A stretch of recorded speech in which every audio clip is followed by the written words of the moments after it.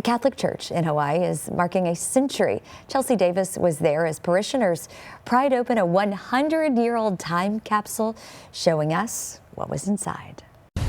Right off Baldwin Avenue in Paia, parishioners gather at Holy Rosary Church for a special occasion.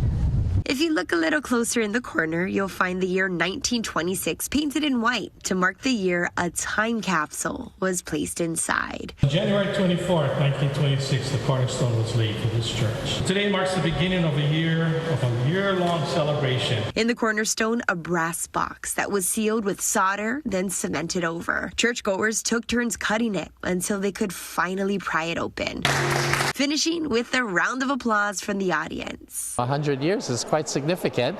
Most of us don't live that long.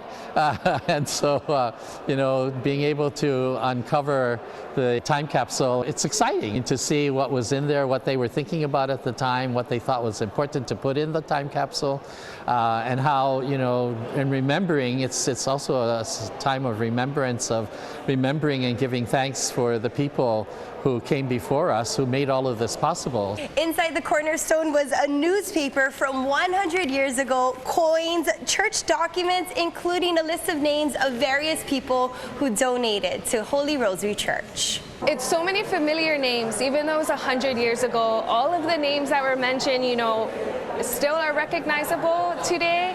And as I read one of the donations of yesteryear, a lady in the crowd said, "Oh, that's my uncle." And another one was their grandfather. And it's just, generations of our community has been a part of this church. I also recognized my family name, Souza, and heard stories about my mother, Paulette, attending Holy Rosary Church when she was a child. A newspaper article from 1926 says the church will rank as one of Maui's finest churches. To learn more about the history of the church and plans for the future, go to hawaiinewsnow.com.